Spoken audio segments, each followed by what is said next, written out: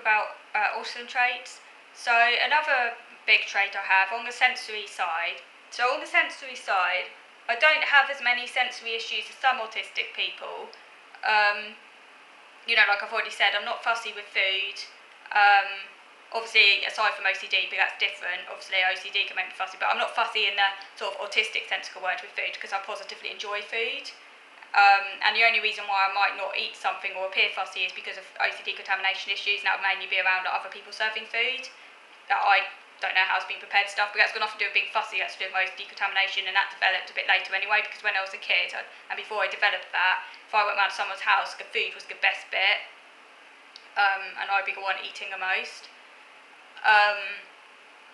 So I don't have as many sensory issues as other autistic people, but the ones I do have affect me severely.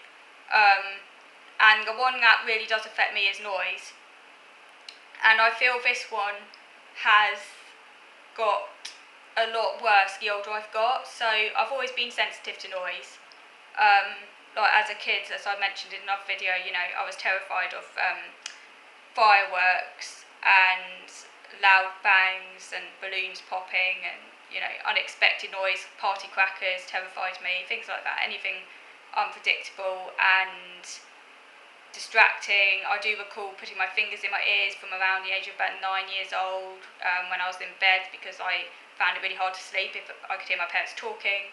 I seemed to get a little bit better with that, and then it got worse again, so I don't know what that's about. It kind of improved basically, and then it got worse again. Maybe it's connected to anxiety and other things, and I don't know. But yeah, the noise sensitivity definitely has got worse the older I've got, so I am very sensitive to noise, and in that sense I can't block it out. So background noise I find very, very distracting and irritating and jarring.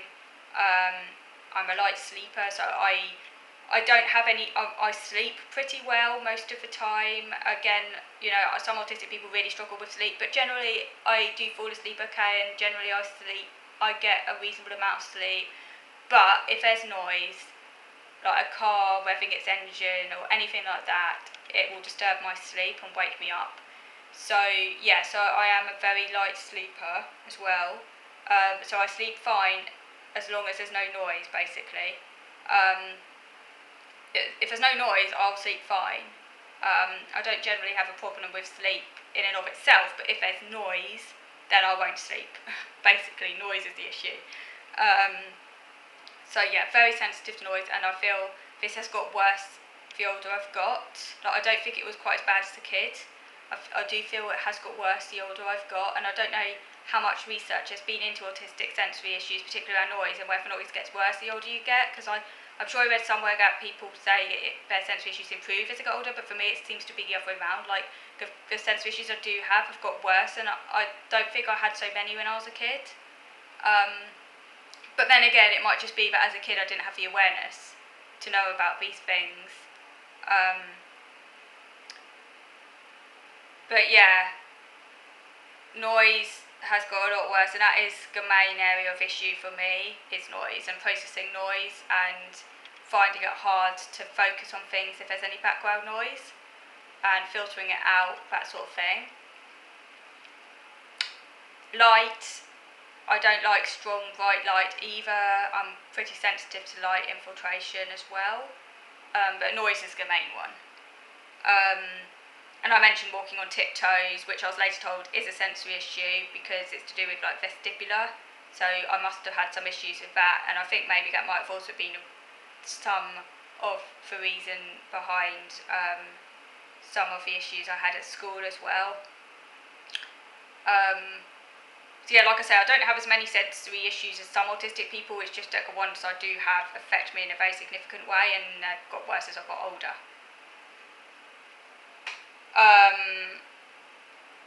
The other autism trait I have is eye contact. I do find eye contact difficult. I know for a fact that I used to force myself to make eye contact because you're told, like parents would say, try and look them in the eye, it's a kind of done thing. You learn very quickly that you're supposed to make eye contact. Teachers picked up that my eye contact was poor. That was one of their concerns.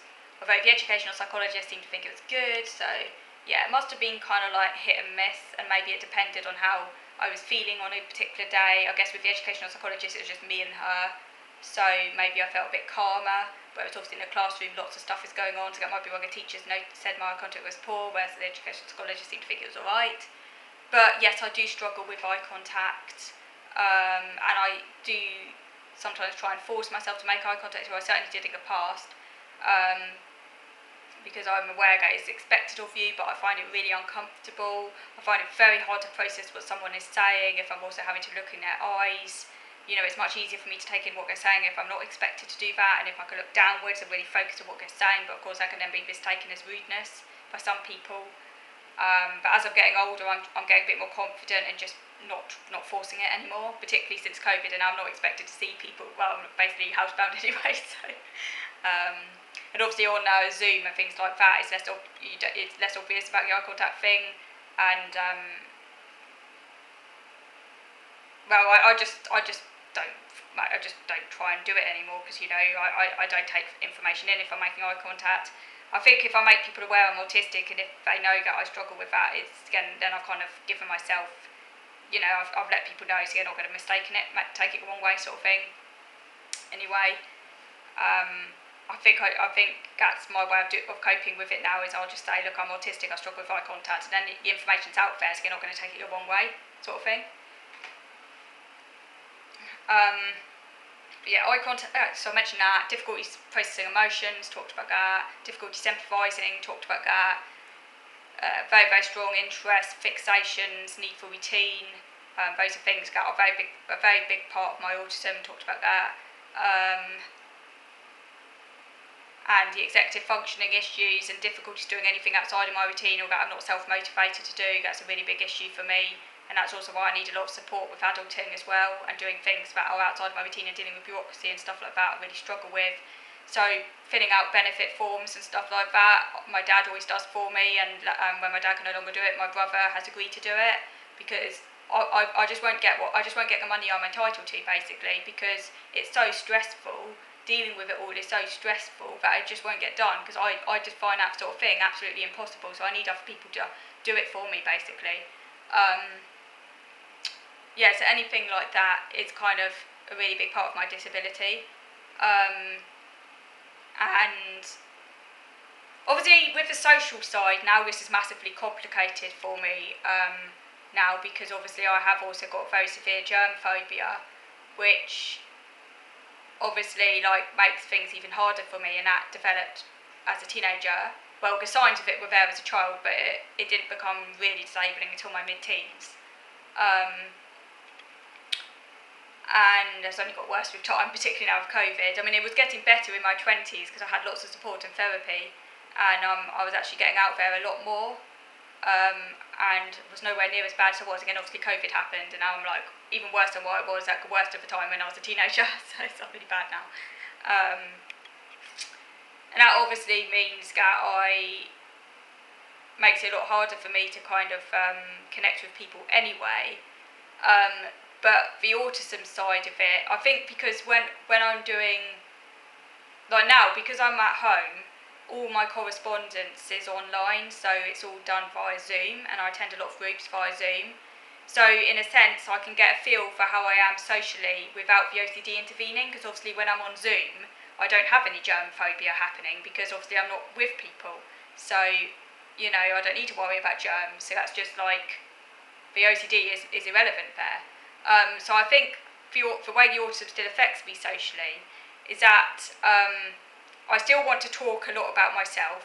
I find it quite hard to kind of listen to other people. I want to dominate conversations. Now, I do try very, very hard to listen to other people, because I want to hear what they're saying. I am interested in other people, actually. I do want to hear what they're saying. I do want to find out about their lives. I do find it interesting. So it's not like I'm not interested in people. People can get the wrong idea. It's not that I'm not interested in people, because I am interested in other people on a purely intellectual level. Obviously, I struggle with connecting with them on an emotional level.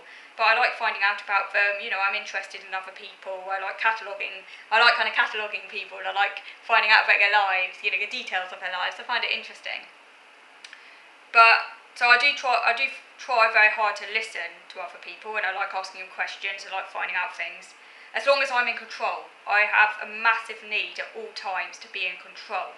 And when a conversation is going off in a way that I'm not happy with, or I'm not comfortable with, or where I'm not in control, or where I don't feel like where I want to kind of then bring things back under control, and often I find my way of doing that is that I will end up trying to bring things back round to my interests or my preoccupations, and I can end up sometimes randomly wanting to do that when you're not really supposed to, just because I'm finding a conversation boring, so I want to then redirect the conversation back to something that I'm actually interested in, and that's a trait I have very strongly. I do try and control it a lot because I'm aware it's not really appropriate, but often I can't control it and my brain will get the better of me and I will end up trying to bring the conversation back round to myself.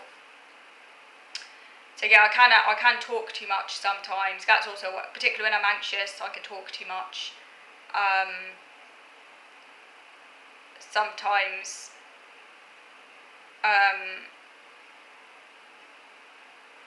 I find it very hard in unstructured groups, so I much prefer groups that are structured and have a clear format, whereas groups where you're just talking about random stuff I find a lot more tiring. If a group's got a structure and I know what's happening in a group and it's got clear facilitation, so there's a facilitator guiding a group, channeling the conversations and things like that, I find it a lot easier because then I can focus on what each person is saying in turn. It's a linear direction, people aren't just butting in, talking all over the place. But if it's no structure and it's like free for all, then I tend to want to dominate the group more and I find it a lot harder to listen to other people. But if it's kind of one person talking and another person talking, I find that format a lot easier. Yeah, so let me know what you think. So thank you for watching.